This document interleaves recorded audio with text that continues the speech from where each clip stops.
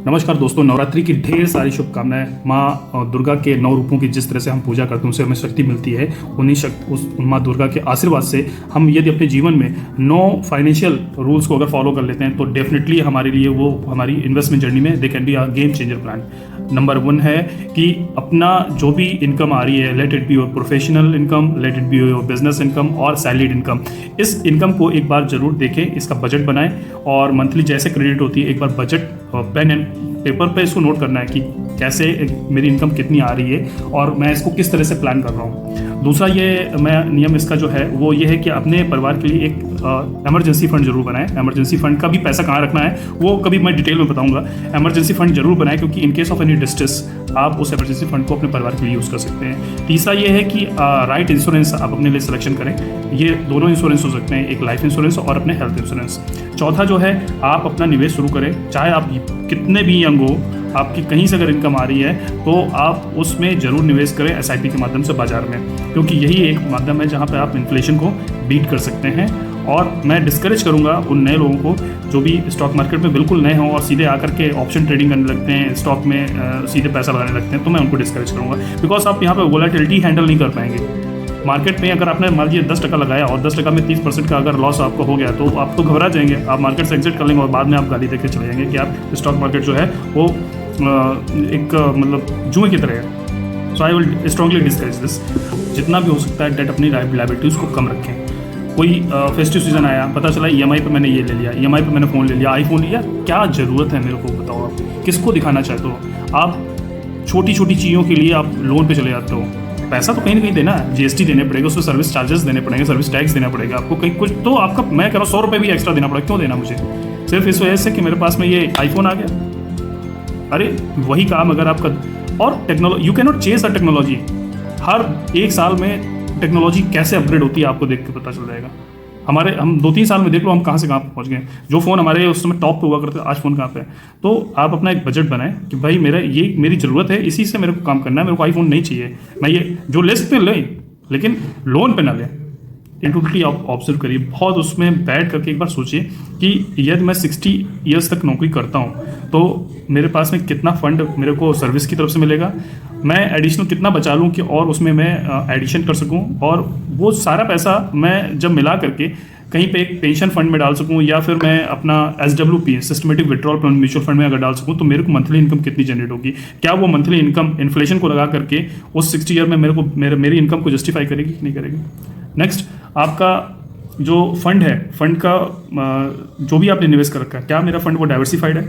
यदि नहीं है तो अपने किसी फाइनेंशियल एडवाइजर के साथ में सलाहकार से मिल करके बात करें और उसको डाइवर्सिफाइड कराएं। इसके साथ ही साथ अपना जो टैक्स प्लानिंग है वो जरूर करवाएं, किसी सीए से मिल करके या फिर कोई आपका एडवाइजर है उसके साथ में बैठें। आप अपना जो कीमती समय है उसको जरूर दें, ठीक, उससे बात करें, अपने दिल की बात। कहते हैं ना कि दो और 3 आदमी ऐसे होते हैं जिनसे कोई चीज़ नहीं छुपानी चाहिए। पहला है डॉक्टर, आपको कहीं भी रोग है, डॉक्टर से कोई चीज़ नहीं छुपानी चाहिए। दूसरा है मास्टर, अगर आप पढ़ाई में कहीं कोई दिक्कत हो रही है तो मास्टर से भी कोई चीज़ नहीं छुपानी चाहिए कि सर हमको ये डाउट है, हमें उसको बता दो, तो मास्टर से। और तीसरा जो आदमी है ना आपके जीवन में, वो फाइनेंशियल एडवाइज़र होना चाहिए। फाइनेंशियल एडवाइज़र से भी आपकी जितनी जो भी इनकम आ रही है जा रही है उसको छुपाना नहीं चाहिए। कहाँ फंसे पड़े हो वो निकाल लेगा आपको। ये सोचोगे कि इनसे हम बता देंगे, इनको पता चल जाएगा ना, वो आपको कहीं ना कहीं से आपको बीच मझधार से भी निकालने की कोशिश करेगा। और सही फाइनेंशियल एडवाइजर वही होता है जो आपकी पूरी वित्तीय स्थिति को जानता है और जानने के बाद में आपके लिए राइट फाइनेंशियल प्लानिंग करता है। तो ध्यान रखना कि राइट प्लानिंग, फाइनेंशियल प्लानिंग आपके लिए बहुत इंपॉर्टेंट है। मैंने टैक्स प्लानिंग के बारे में बता दिया। अब जो सबसे लास्ट में है वो नवा नियम ये है कि निवेश जब हम कर देते हैं तो समय समय पे अपने पोर्टफोलियो की जो वैल्यूएशन कराना चाहिए, एनालाइज कराना चाहिए एडवाइजर के साथ में कि ये मेरा फंड 1 साल हो गया परफॉर्म नहीं कर रहा है, इसको क्या करना है, स्विच करना है, यहीं रखना है, इसको टॉपअप करना है या एडिशनल परचेस करना है। 5000 फंड हैं, टोटल 5000 फंड, और उन 5000 में से जो आपके लिए कीमती हीरे साबित होंगे ना वो एक सिर्फ एडवाइजर बता सकता है। अगर सारा काम, दुनिया का सारा काम हम ही कर लेंगे ना तो फिर बाकी तो दुनिया में जितने स्किल्ड वर्कर्स हैं उनकी कोई जरूरत ही नहीं पड़ेगी ना। मकान बने तो हम ही मिस्त्री बन जाएं, लेबर भी हम ही बन जाएं, ठीक है, पुताई भी हम अपने घर की कर लेंगे, दिवाली आ रही पुताई भी हम कर ले, सब सारा काम हम ही कर लेना।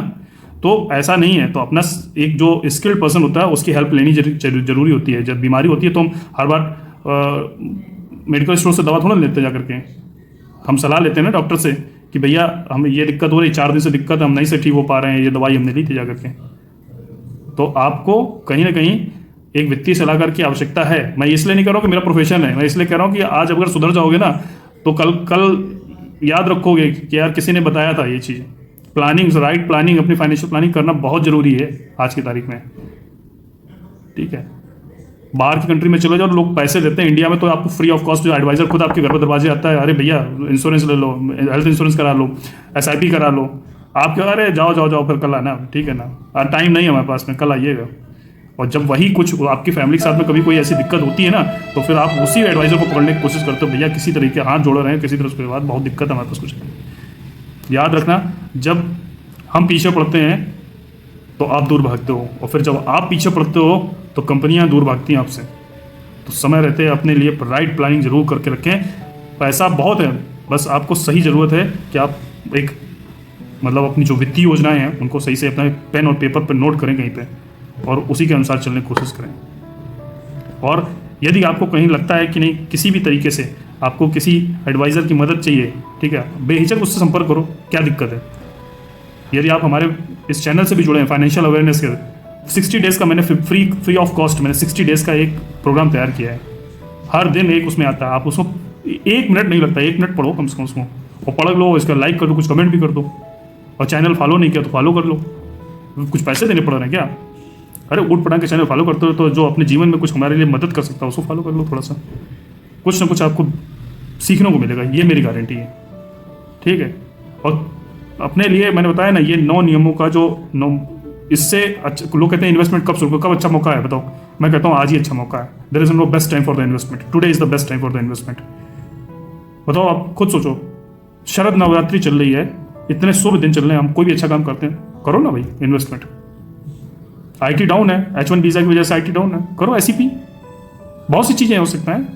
और पर्सनलाइज अगर कोई प्लान करना है, मान लीजिए कोई पर्सनलाइज आपको प्लान करवाना है कि तो आप DM कर सकते हो, आप कोई कमेंट कर दो, कोई आप मेरा तमाम माध्यम में कहीं पे मैरिज करवाना है, किसी और से करवाना, करवाओ, जरूर करवाओ, लेकिन अपनी वित्तीय स्थिति को ऐसे मत जाने दो, बहुत परेशान हो गए।